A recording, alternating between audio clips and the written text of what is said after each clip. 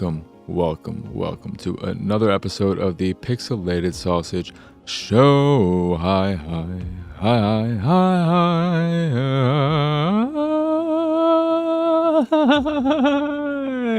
everybody, how are y'all doing? I'm, of course, your host, Mark Kuznez, and this is my second attempt at recording this episode. I completed my first attempt, but the mic was all effed up, leading to horrible audio quality. That's up for debate. It's listenable, but not up to my standards, and I'm the kind of weirdo who, despite thinking that the episode I recorded first might be one of the best episodes I've ever recorded, there was a lot of great energy. Super excited during it. I was happy, borderline optimistic. I was feeling it. I felt so good. And I think I delivered a pretty fantastic episode, all things considered, as far as me willing to compliment myself goes. But when I checked the audio after the fact, I saw that only the left channel, I believe, had audio pretty much. The right channel was very, very quiet, which isn't the way it's supposed to be. And then I started listening, and it was bad. It was so bad. Oh my God. It broke me. It broke my heart. I've been stewing on this for a while. It is now 4. I was so excited and I was feeling it that I recorded the episode early. And that's why I have the time to record it again at 4:40 in the friggin' AM. But the problem was, or what caused all of this nonsense, was when I attempted, or when I was testing out streaming directly through Discord for future plans, that, for whatever reason, just effed everything up. It screwed up everything. Not just when streaming through Discord, but at an OS level. So any piece of software, regardless of whether Discord was running, my mic sounded like crap. I don't know what the hell was going on. And I eventually thought, this seems like it all started when I did that little Discord thing. What if I mess around with that and change things? Will that then fix things in other places? And lo and behold, it did. So it's all Discord's fault, and a little bit, just a little bit, ever so slightly, Live and Large's fault for saying I sounded good to fine, or whatever his exact words were, when I asked him how everything sounded. I clearly sounded different than I do all other times when streaming and or podcasting or anything at all. And yet he's just like, yeah, sounds good. Good job. This is your fault, Live and Large. Never mind. 100% your fault. Discord, you get a second chance. Live and Large, you get a slap on the hand. But if you'd like to hear that episode and you weren't in the Discord for the brief moment it was up while I was seeing what other people thought of the audio quality, even though it was what really made it clear that I was not going to upload that version of the podcast, was when I recorded a 2-minute intro explaining the audio quality, and when editing the video, putting it together, when I heard the difference, when the intro transitioned to the bad recording, the drop in quality, no way in fucking hell was I posting that. Hell no. So either it was a blessing or a curse that I recorded that intro explaining myself, which then led to this, me recording another episode. So you're welcome. I'm sorry. I pick your poison in terms of what I say there. However, if you'd like to hear the original version, take one, in its entirety, you can do so over on patreon.com/pxs, where it is available exclusively for all-you-can-eat oatmealers. So that's a good transition to what I wanted to start this show with and what I started that episode with, which is the changes that are a-comin'. And by a-comin', I don't mean Sunny's here. I mean they're already here, not Sunny, but the changes which are in regards to the Patreon, and that is the decision to embrace the Patreon way and introduce exclusive content. Now, no quote-unquote...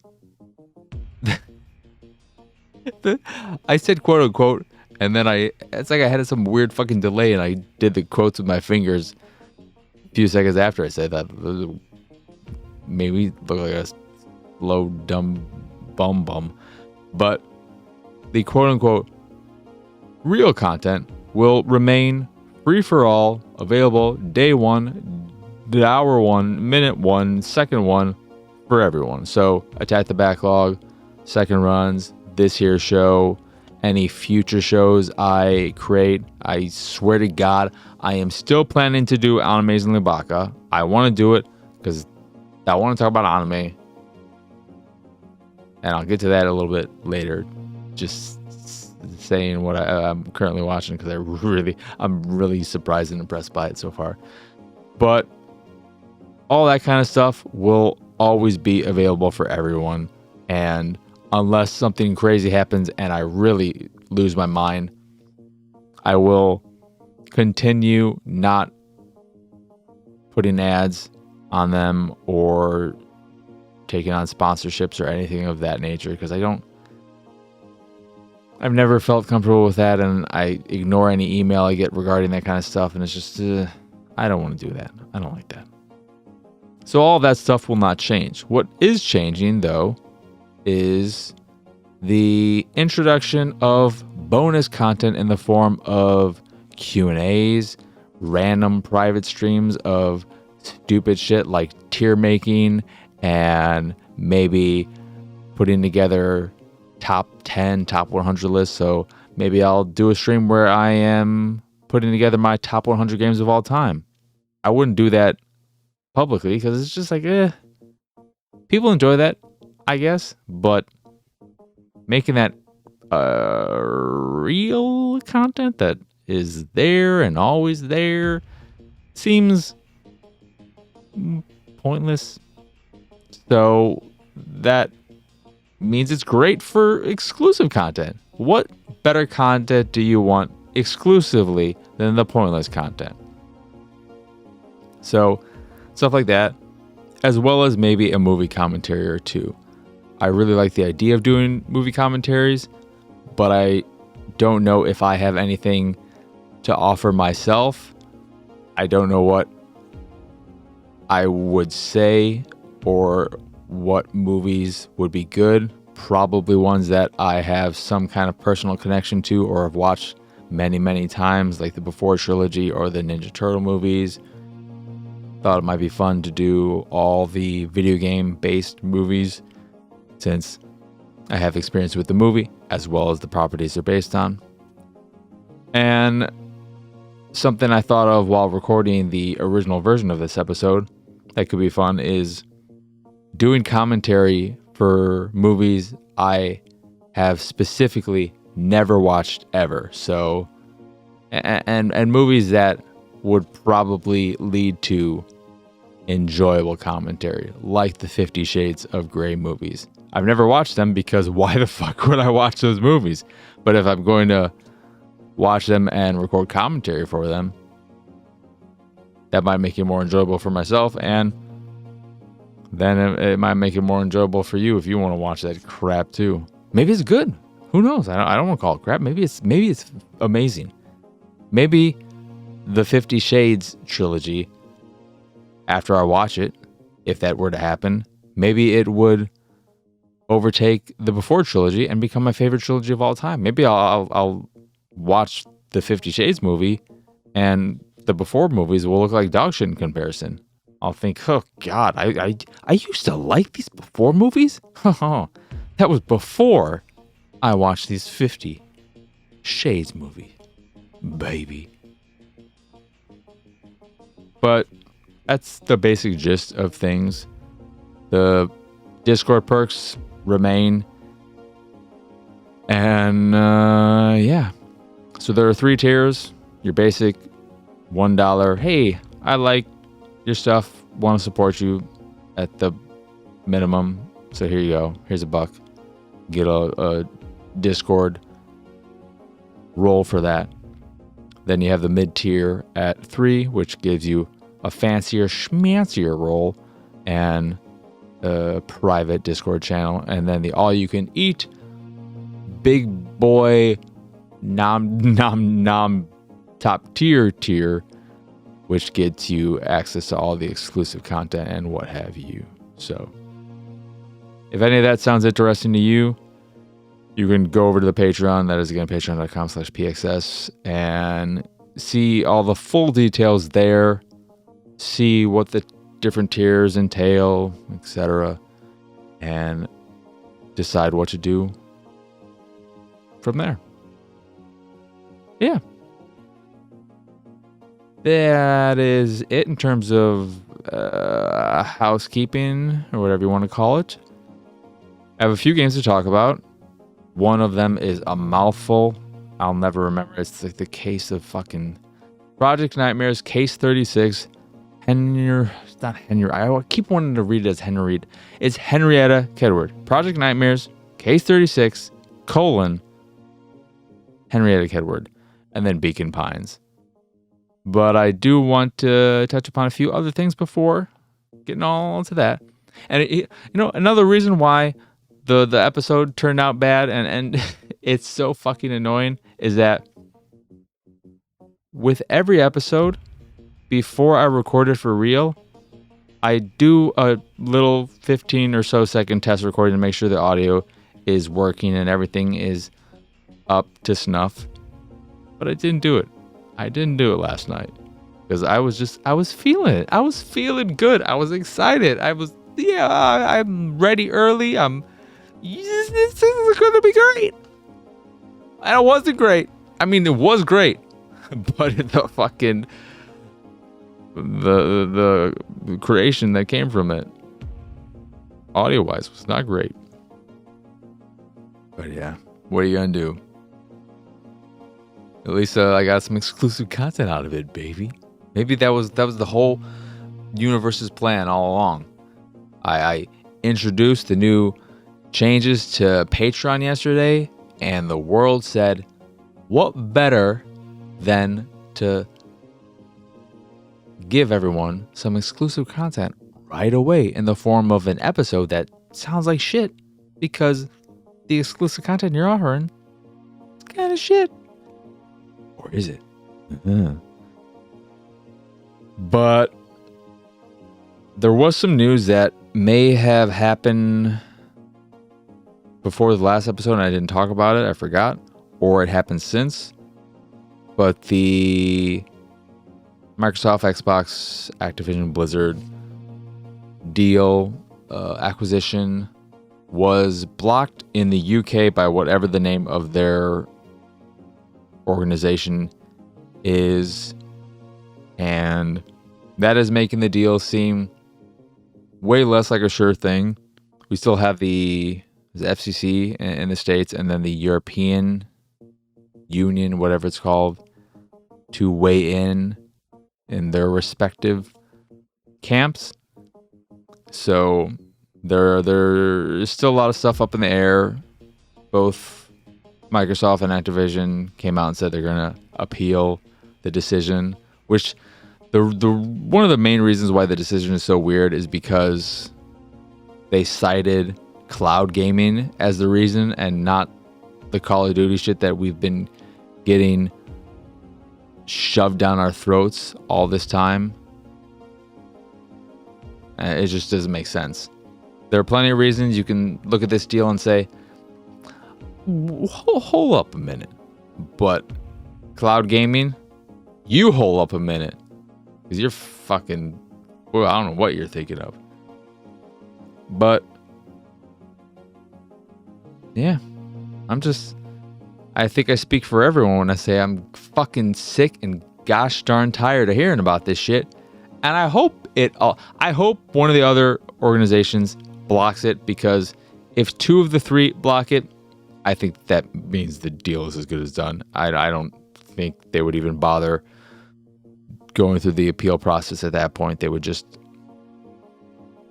wipe their hands of this and move on, which I personally hope happens, because I have never liked this deal. I thought it was dumb from the very start.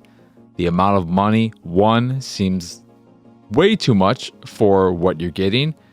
Maybe all that stuff that they have are really big money makers, but I look at what Activision Blizzard has and I don't understand the appeal.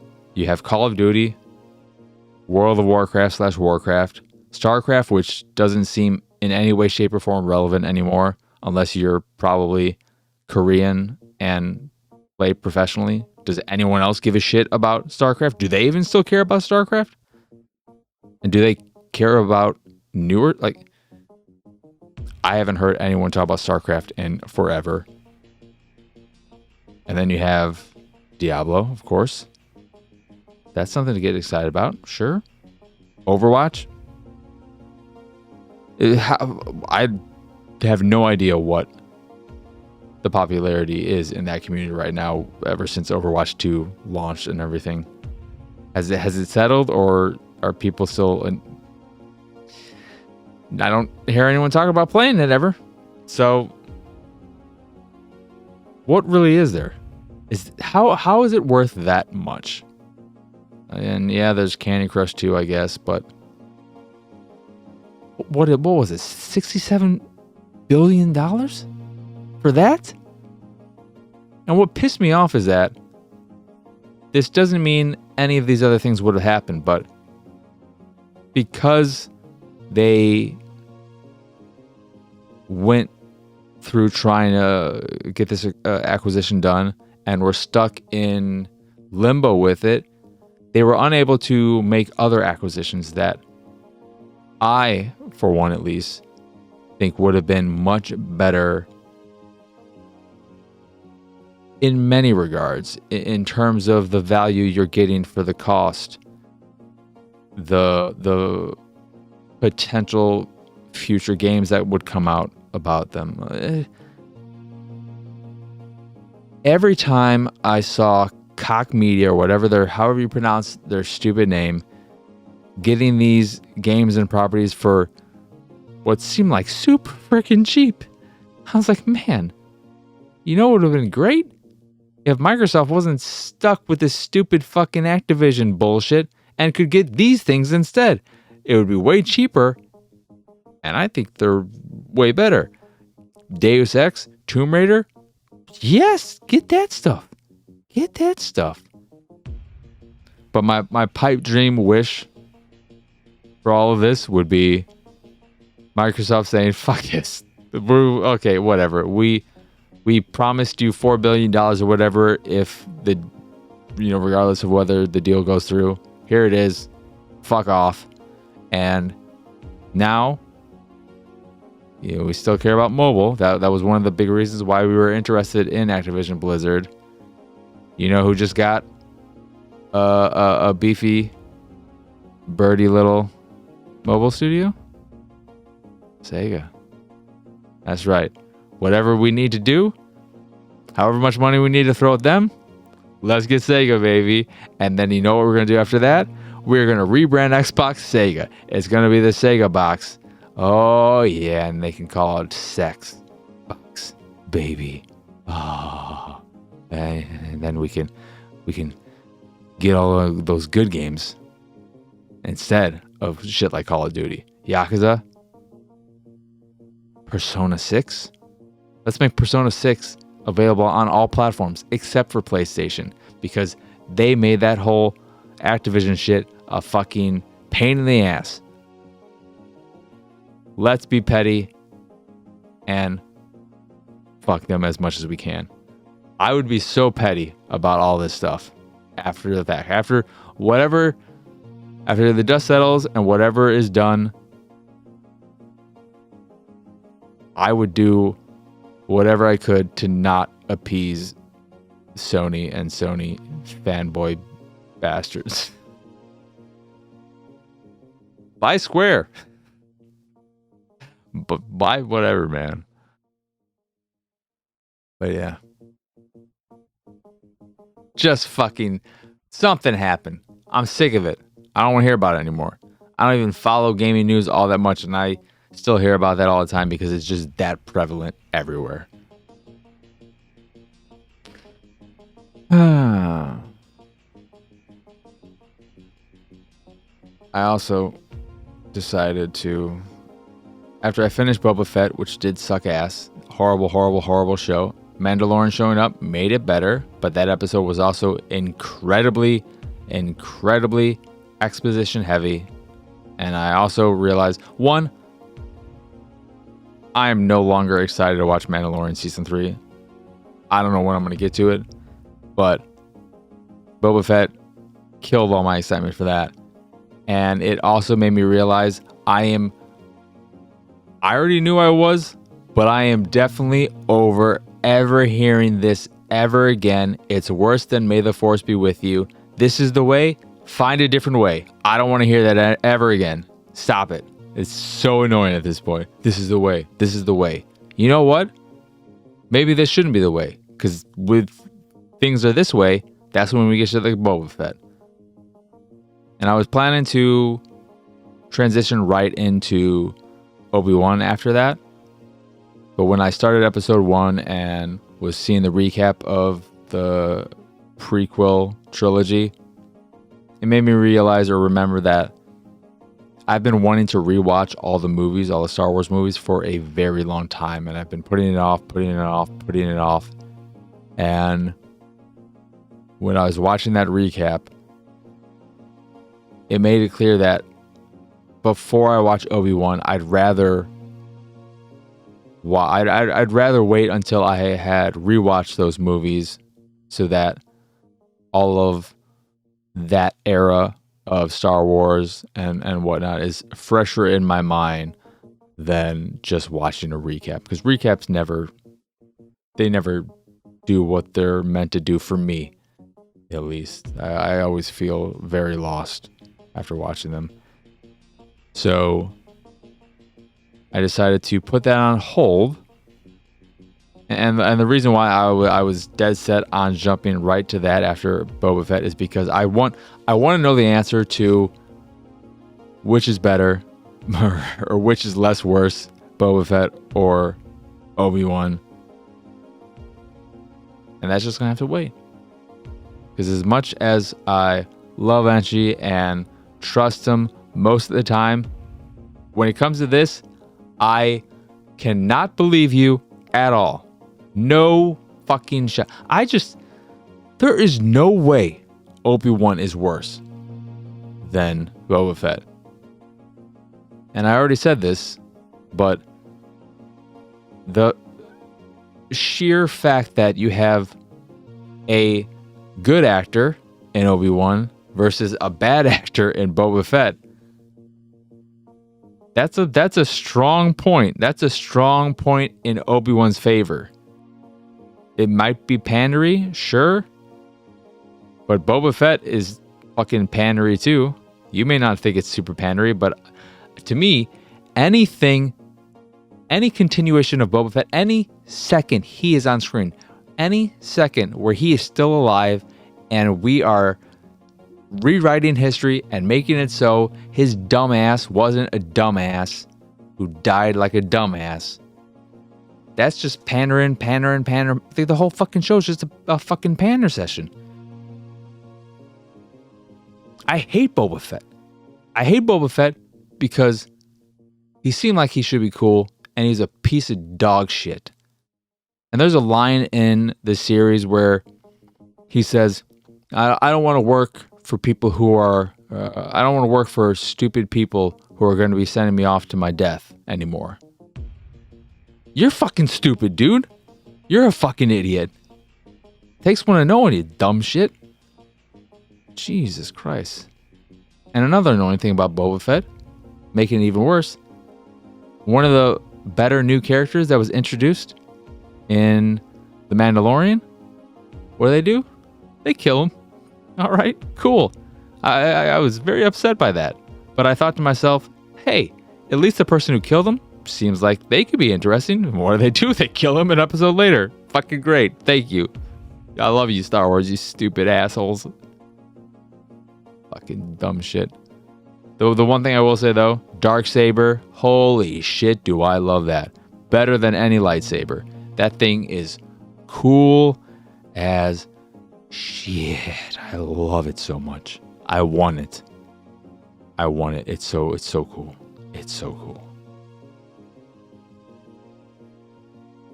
But I'm not excited about The Mandalorian. And I forget the name of the actress. I do not like that Strangers with Candy character. The mechanic. I hate the way she looks in the show. And her comedic relief crap doesn't work for me.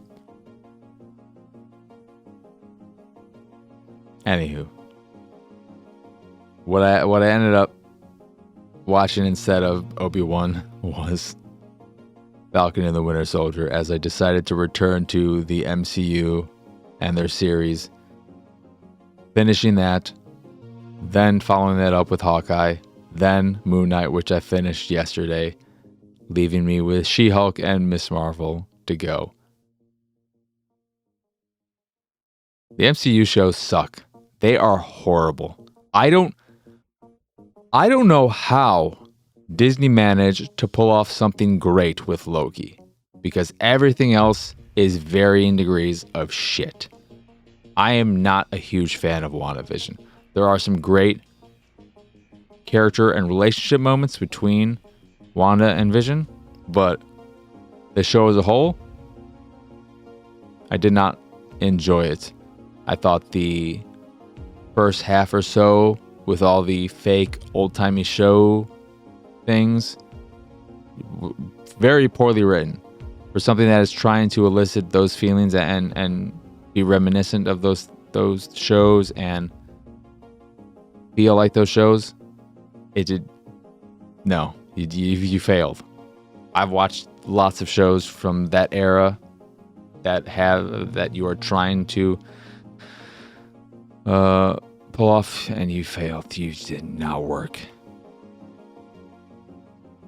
Falcon and the Winter Soldier, just, it's bad. And any attempt it makes at saying anything about race or stuff like that, no. It feels like a middle schooler attempting to say something, thinking they know. It's just, no, none of that worked. And the weird thing about that show is they make it into a buddy trio cop show with the Barry Zito, whatever his name was. And I liked him more. Like, I shouldn't like this bad dude more than the main two, but I kind of liked him more. And then Hawkeye is just dumb. I was surprised by how dumb it was. And Vera Farmiga, she has found a foothold in playing dumbass characters. She almost ruined not God of War, Godzilla, King of the Monsters, with her character and how dumb and annoying she was. But then you have to step back and realize you need her dumbass as the catalyst for everything that happens in that movie. For that movie to exist, you need her stupid character doing stupid things so that we can get everything else. But I really did not like Hawkeye. I was surprised by how much I did not like it. except when Florence Pugh was on screen. Anytime she showed up, wonderful. Can't wait to see more of her as Black Widow because she is just the best. I heart her so much in pretty much everything she does. I haven't seen her in much, to my knowledge. I believe the only things are the MCU things, Midsummer, and Little Women, which I wasn't overly fond of, but not because of her. I don't know if there was anything else. And then Moon Knight is just one hell of a confusing, what the fuck is this show? Where I can, I guess, appreciate them trying something different with it and being more ambitious than with their other shows, which are very, very standard fare. Hawkeye is even more so maybe than... Hawkeye felt very standard, whatever, Disney Channel. The thing about the MCU shows is that they feel like shows. They feel like Disney Channel shows in terms of the writing quality and structure of the stories. It's just, they don't feel like top tier things. They feel like the leftovers. We had these ideas that didn't make the cut for any of the movies. Let's just throw them here. We don't want to throw them out. They're still good. Technically, they haven't spoiled, but we don't want them.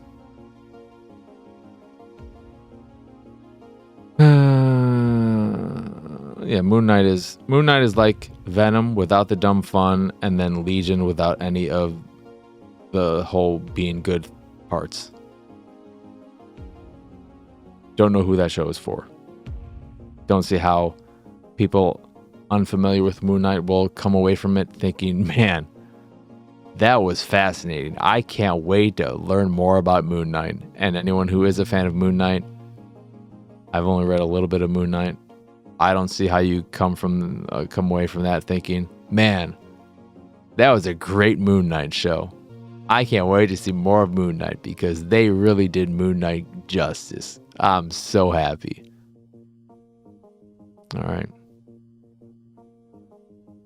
Also, to go back to Hawkeye, I think that show made me realize I don't like Haley Steinfeld. I don't think she's all that great of an actress. She's good in The Edge of 17 because she's playing an annoying character, and congratulations, you're good at being annoying. But then you're annoying in everything else when you're not supposed to be annoying, so where do we go from there? I don't like True Grit. I don't remember liking her in Pitch Perfect 2. And then I don't know what else I've seen her in. Yeah, I can't think of anything else.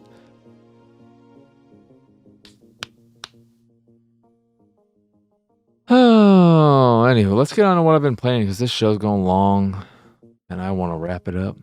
Wrap it up, wrap it up, wrap it up, I'm a frog. Rabbit. Project Nightmares, Case 36, Henrietta Kedward. This is a first-person survival horror game with procedurally generated environments so that it's always different, seemingly very inspired by PT, and heavily emphasizing jump scares over everything else. I streamed the game for a little under an hour because right around that time is when I reached a point in the game where I crossed a barrier of salt, which is how they differentiate between safe areas and non-safe areas. In the non-safe area, I'm assuming it was Henrietta Kedward, who was old lady ass and in her little nightgown walking through these hallways, and you had to avoid her. I didn't want to deal with that. But prior to that, it's just a jump scare game where you are walking down hallways. The whole conceit of the game is that there are these cursed objects which I think are tied to crimes or something of that nature, and in order to unravel the mystery behind them, you have to go into this device. They hook you up to this device that puts you into a dream state, and you enter the cursed object and then figure things out from within.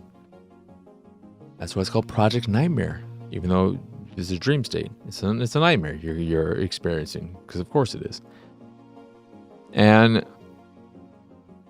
the gameplay from that point is just walking down these hallways that all look the same with poor texture quality, especially on your character and the candle they're holding, because that is your one safeguard, is your candle, your light source, which of course is slowly losing its not its bright, it's slowly losing its wax. What am I looking for in terms of candle diminishing?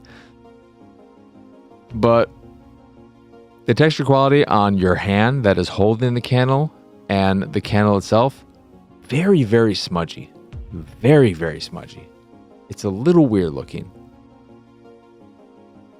But you go through these hallways that all look the same with the same dresser. One dresser that's right here in front of you. And then you look down at the corner hallway. What's that? Oh, it's another dresser. It's got a light and a frame in the same exact location. Cool. And then you get there and you turn around and continue on the next hall. Oh, another dresser. And while you're doing all this, you might see a mirror that is just solid black. It's presumably a mirror. Maybe it's an empty photo case. Who knows? But you look at it for a second. Guess what? Cracks. Jump scare. You walk in some more. You hear a lady screaming out of nowhere. Jump scare. Pot falls, smashes on the ground. Loud as shit. Jump scare. Walk by a xylophone. Turns on. Jump scare. Of course, if you're not a baby like me, and that is the important note here, I'm a big baby, so I can't handle these games. That's why I stopped after I got to that point where I was going to have to avoid this lady in this stupid labyrinth of halls. Those jump scares might not do anything for you, but they constantly annoy the shit out of me because they are lazy, they are cheap, but I am a big baby and that shit still works on me. But that's all the game was. You'd go around looking at things, occasionally interacting with objects, and one time I found a picture frame that had a puzzle box on the back, which didn't make much sense. I didn't understand why it kept failing on me for a while. Then I randomly successfully opened it and got a new tool that allowed me to see hidden messages on wall, which then opened up new areas to me. But it's just your standard typical fare. It's not doing anything particularly new or fresh, and it is very derivative of the genre. And what makes matters worse, it was the PC version, which is the original version, that was made by just two people, and then the console version was ported by two different studios, Feardemic, I believe, and I can't remember the other one. And I played this on Xbox. One of the main problems with the game, and this is something I just firmly believe every survival horror game needs. There are no difficulty options or accessibility options of any kind, which means there's no safe mode. I firmly believe every survival horror game should have a safe mode, because that opens up your game to a much larger audience. You may, this is in line with the same argument people have about the Souls games. By having a safe mode in the Souls games, having lower difficulties, having any difficulty choice at all, that doesn't mean you have to play the game that way. It is just an option there so that people who have difficulty with a game for whatever reason, whether it is a horror game and they're just more skittish and more prone to getting scared, or in a Dark Souls game, they're just not there in terms like my dad could never play a Souls game because he would get destroyed. And there are other people who aren't in their 70s recovering from a stroke who also will have a challenge. It's not just old stroke survivors who have issues with Souls games. Young people too may be lacking the skill. But by having accessibility options, difficulty options, etc., you're not saying you have to use these. You're saying we want our game to be open and available to everyone. So while we have the way we design this game, we have the way we feel it's meant to be played, and you can specifically say, when you start a new game, these are the difficulty options we designed the game around, and this is the way it's meant to be played. But if you want to have an easier experience for whatever reason, you can make that happen. It just opens up your game. Is it going to be the same experience? No. But it's going to be an experience one can have instead of an experience one can't have. My number one example is always Soma. Soma is an incredible game. It is one of my favorite games of all time, probably in my top 25 games of all time. I love that game. But I never, ever would have been able to play it if they did not introduce a safe mode. I am a baby. I've already said that multiple times. But it's true, and I just can't deal with horror games, survival horror games, where you have no way of defending yourself. Resident Evil, Dead Space, stuff of that nature, I'm perfectly fine with because I can fight back. You can limit the resources greatly. You can make it so that I have to be very conscious about ammo management and stuff like that. But if you take away any ability to defend myself, and I'm only able to run and hide, or in some cases it doesn't matter, as soon as I'm seen, I'm dead. I don't find that fun, and I find it incredibly nerve-wracking. You can make a game scary and tense without going the cheap and lazy route of, because I do believe it is cheap and lazy to resort to that type of gameplay for a horror game. And there's no greater example than Resident Evil 2. Mr. X is fucking terrifying. This giant walking tank who you cannot kill. You can slow him down so that he can get by. He's scary. He makes playing that game tense because you are just trying to go about doing other things, while in the back of the head, he could show up at any time. And you'll probably hear him before you see him. And when you hear him, he's close. And no matter what you're doing, you're going to have to pick your ass up and get the hell out of there, more likely than not. But you still have a way of defending yourself. Do you want to waste ammunition on something you can't kill? That's up to you. Do you want to try and just get by without? Just give me a safe mode, because Soma is an incredible game. Soma is one of the few games that really made me feel something, that made me question things. The most amazing thing about Soma is that multiple times during my playthrough, I spent 15 minutes or more sitting back and thinking about what I was going to do in a certain situation or in certain situations. And it's crazy because it's just a game. None of it matters.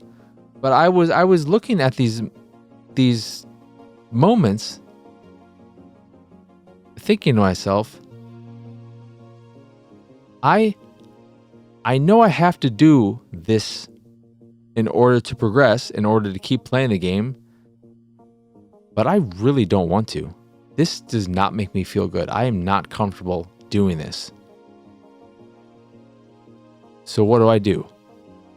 Do I just stop playing the game and say, well, this is where the game ends for me. This is where my story ends because I didn't want to do this? Or do I suck it up and do what the game is forcing me to do? Because if I don't, I can't progress anymore. And if I am role playing here, if I don't, then I'm just giving in and accepting death at this point. What do?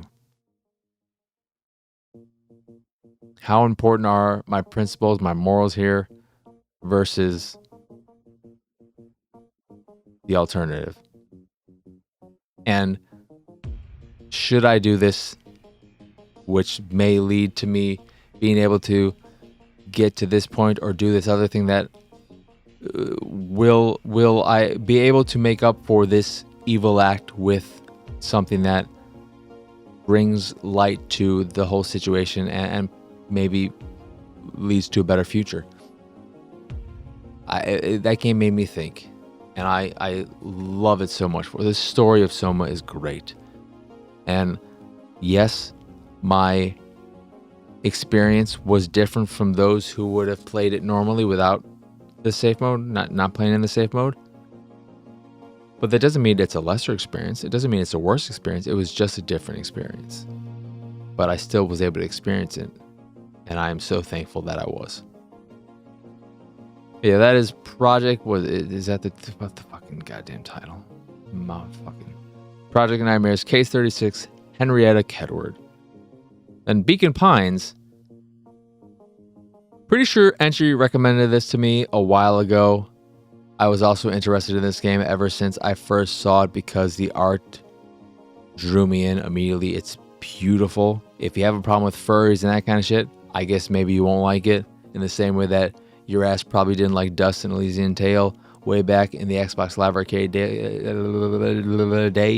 even though that game's fucking awesome too.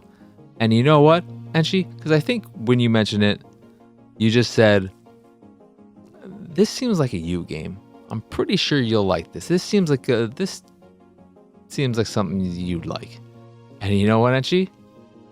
We're still up in the air. We're still wondering if you're right or wrong about Obi-Wan. You are fucking right as hell about Beacon Pines, because holy shit is this a me game. I only played it for an hour because it only took that amount of time, not even 5 minutes, 1 minute, pretty much right away. I knew I had to play this whole game for Attack the Backlog because it was just me. Because Beacon Pines is essentially just a choose your own adventure game, and it's fucking amazing. Yes, the art is beautiful, but so is everything else about the game. The music is fantastic, and it enhances every single scene by fitting those scenes so perfectly. So if a scene is a little tense, or it's a little on the silly side, or it's more dramatic, the music is doing what it needs to do to heighten those emotions. The writing is great. It's funny at times, silly at times. That may seem like the same thing, but funny and silly. Silly is a very specific type of funny. It's sweet. One thing that I was worried about, because you didn't mention this, and I don't remember when you recommended this game, but maybe it would have been nice for just a little heads up that I might be a little more emotionally fucking affected by the fact that the fucking game opens up with you, a 12-year-old little... What animal are you? See, I forget. I forget what you are because I'm pretty sure you just have a normal name, and then your buddy, who might be a chubby fox, is named Rolo, which kept making me think of YOLO, and it drove me gosh darn crazy. But the game opens up with you, 12 years old, remembering how 6 years ago your father passed away. And you are coming to the realization that from this point on, your father will have been gone from your life longer than they were in it. And I was just like, how much is this stuff going to be in this game? Because I don't want to do this right now. I don't want to do this. But it's not there that much. There is another scene that I experienced where you are reliving a memory with your father where you were fishing together, and it's very sweet and cute and very lovely. But I don't want to do a whole bunch of that. But the story is, you're this 12-year-old boy who lost his father when he was 6 years old, and now his mother has gone missing, but everyone else is conceded and has essentially presumed her gone, whether dead or just gone for whatever other reason. She's just gone. She ain't coming back. But you firmly believe she's still out there and you want to find her. So you have that mystery to solve with your trusty friend Rolo. And it's wonderful. What makes it work is that it's a choose your own adventure game. So you're going to be going along this adventure, following this narrative path, and every now and again you will have choices that will steer the story in different directions, and you will have your branching paths from there, and then there'll be additional branches, etc. What makes it so good is the way the branches and the choices that you're able to make at these turning points, which is what they call these significant moments where you are making those choices. The way it's all structured and handled is ever so slightly unique that it makes the whole experience that much more satisfying. And again, I'm speaking after only playing an hour of it, after only completing the first 2 chapters. But the way it all works is that while you're playing the game, you are obtaining charms through thorough exploration of the world, interacting with everything you can, and thorough exploration of the inhabitants of the world. So by talking to everyone, you may gain charms as well. And charms are basically various actions and stuff of that nature, like ponder, hide, chill, shit, smack, various actions like that, which you then use at the turning points to make your choice. Your choice will be related to whatever charm you use. You can't use every charm with every single turning point. Some just won't make sense, so you won't even be able to use them. But based on what charm you use, you will guide the story in different directions.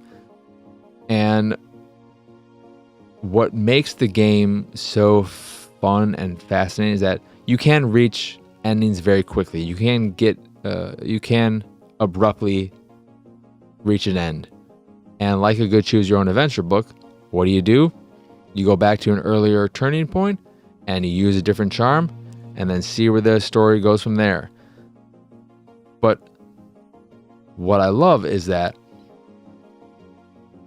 you can freely at any point in time access the tree and all the various branches, all the turning points you've already experienced, and go back to any one of them, try a different charm, and then play the game out from there, regardless of whether you reach an ending or not. And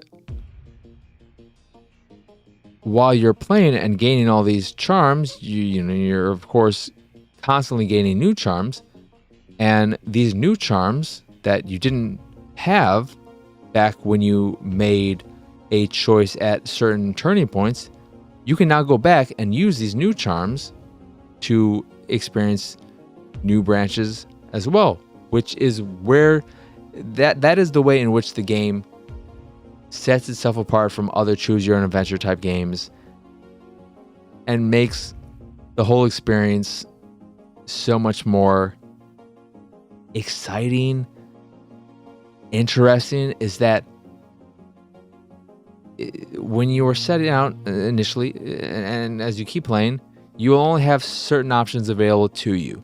But as you play more, you'll gain new things that'll open up additional options, which you can then go back and then use those to see new pathways, new storylines that will be able to develop branches upon like the number of possibilities is it's dependent on how many charms there are in the game. I don't know, but I just love that about it. And I love that the game rewards you for experimenting and playing around with the people in it and the objects there, because there are charms that you can miss, like the charm for smack, I think it was. I'm not sure if it was exactly smack or slap, but I got that by seeing a giant watermelon at this grocery store that was currently unmanned. The manager was away, and when I saw this giant watermelon with a sign in front of it that said, "Do not touch," I, of course, went up to it and saw that I could interact with it, so I did. And what did I do? I touched it. Nothing happened. And so I decided to keep touching it because I didn't think I was going to get a charm from it. I just thought, maybe if I keep touching this, I'll eventually knock it off its pedestal, whatever's on, or something, and it'll bust and I'll have a good laugh from it. So I just kept touching it. Just touch. And I touched it maybe 24 times. And during that process, I eventually unlocked a new charm. There was nothing indicating that I would get a charm from doing that. There was nothing in the UI or anything that said there are 2 charms available in this area. I just got it because I was thoroughly exploring this world and interacting with things in a very organic way. And that organic sense of discovery makes the game special. I just cannot wait to play more of this game. So, yeah. This episode is about to hit an hour. I am fucking done. Because that's enough. I can't say that much about it because I've only played an hour of the game. But I don't think it's going to introduce any new mechanics or anything of that nature. So I'm pretty confident in assuming what I've experienced so far is what the game is going to offer me from this point on. And it's just about experiencing the story and seeing how things play out. And I can't wait to do that. What a beautiful, wonderful, delightful little game. And it's on Game Pass currently. So if you have an Xbox, I highly recommend checking it out. I think it came out last year. Don't remember that many people talking about it, which is criminal because fucking great. This game, it's so good. It's so good. You know what else is good?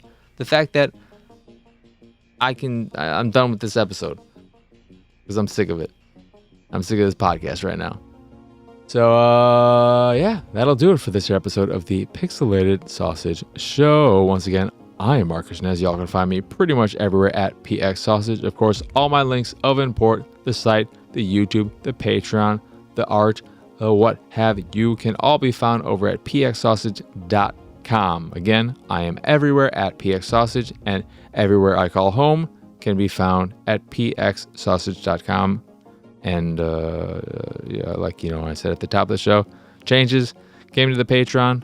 which you can go directly to via the URL patreon.com/pxs if you want to see what you have in store for you there or whatever. Yeah, that is going to do it for this year episode. So as always, thank you for watching or listening. I hope you enjoyed this here episode. I know for a fact you definitely enjoyed the audio quality way more than you would have if I put out the original version of this. So you're welcome. And I hope you have a wonderful, wonderful rest of your day. So for now, adios, arrivederci, bye.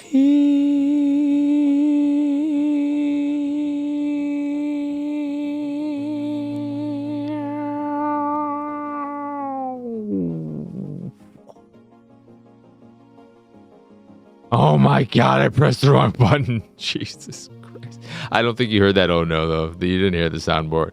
You might have heard it through the speaker. Oh my God.